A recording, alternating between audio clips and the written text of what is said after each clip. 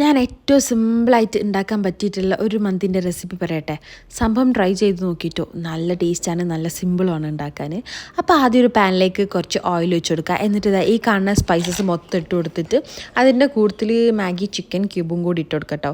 ഇപ്പം തന്നെ എനിക്ക് ബ്ലാക്ക് ഡ്രൈഡ് ലെമൺ ഇട്ട് കൊടുക്കുക. എൻ്റെ കയ്യിൽ സാധനം ഇല്ലാത്തതുകൊണ്ട് ഞാൻ ഇട്ട് കൊടുക്കുന്നില്ല. എന്നിട്ട് അത് നല്ലപോലെ ഒന്ന് മിക്സ് ചെയ്ത് കൊടുക്കാം. ഇനി ചെറുതായിട്ട് കട്ട് ചെയ്തിട്ടുള്ള ക്യാപ്സിക്കം, പച്ചമുളക്, മന്തി മസാല ചെറുതായി കട്ട് ചെയ്യേണ്ട കേട്ടോ. അങ്ങനെ ഇതൊക്കെ ഇട്ട് കൊടുക്കുക. പിന്നെ ചിക്കന് നല്ലപോലെ കുത്തി കൊടുത്ത ചിക്കൻ ഇട്ടോ. പിന്നെ കുറച്ച് ജിഞ്ചർ ഗാർലിക് പേസ്റ്റും വിനീഗറും. ഉപ്പ് നോക്കിയിട്ട് ഇട്ട് കൊടുത്താൽ മതി. ഓൾറെഡി ചിക്കൻ മാഗി ക്യൂബിൽ ഉപ്പ് ഉണ്ടാവുമല്ലോ.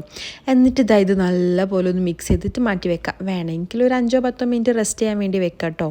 എന്നിട്ട് ഇതിലേക്കുള്ള റൈസ് റെഡിയാക്കി എടുക്കാൻ വേണ്ടിയിട്ട് കുറച്ച് വെള്ളത്തിലേക്ക് ഈ കാണുന്ന സ്പൈസസ് ഒക്കെ ഇട്ട് ഉപ്പും വിനീഗറും ഇട്ടിട്ട് ഇനി വെള്ളം ഒന്ന് തിളയ്ക്കട്ടെ. ആ സമയം കൊണ്ട് ഞാൻ ചിക്കന് 2 സൈഡും നല്ലപോലെ ഒന്ന് മുരിച്ചെടുക്കുന്നുണ്ട്. ഇനിയിപ്പോൾ വെള്ളം ഒന്ന് നല്ലോണം തിളച്ചതിന് ശേഷം അതിലേക്ക് ഒരു 20 മിനിറ്റ് സോക്ക് ചെയ്ത് വെച്ചിട്ടുള്ള അരി ചേർത്ത് കൊടുക്കുക. അതിൻ്റെ കൂട്ടത്തിൽ തന്നെ കുറച്ച് പച്ചമുളകും കൂടി ഇട്ട് കൊടുത്താൽ നല്ലൊരു ഫ്ലേവർ കിട്ടും കേട്ടോ. അപ്പോഴേക്കും ചിക്കന് 2 സൈഡും നല്ലപോലെ മുരിഞ്ഞ് വന്നിട്ടുണ്ട്. ഇനി ഇതിൽ ബാക്കി വന്ന ഓയിൽ ഉണ്ടാവല്ലോ, അതൊന്ന് മാറ്റണം കേട്ടോ. എന്നിട്ട് റൈസ് കുക്കായതിന് ശേഷം അതൊന്ന് ഊറ്റി റൈസ് ഇതേപോലെ ചിക്കൻ്റെ മുകളിൽ ഇട്ട് കൊടുക്കുക. എന്നിട്ട് ഫസ്റ്റ് പകുതി റൈസ് ഇട്ട് കൊടുത്തിട്ട് ഇതിൽ വന്ന ഓയിൽ ഉണ്ടാവുമല്ലോ, അത് അതിൻ്റെ മുകളിൽ ഒഴിച്ചു കൊടുക്കുക. ഇനി ബാക്കിയുള്ള റൈസ് കൂടി അതിൻ്റെ മുകളിൽ ഒഴിച്ചു കൊടുക്കുക. ഒഴിച്ചല്ല ഇട്ട് കൊടുക്കുക. ഇനി ബാക്കി ഓയിൽ ഒഴിച്ചു കൊടുക്കുക. എന്നിട്ട് ഒരു ആർഭാടത്തിന് കുറച്ച് പച്ചമുളകും കൂടി കുത്തി വെച്ച് കൊടുക്കുക.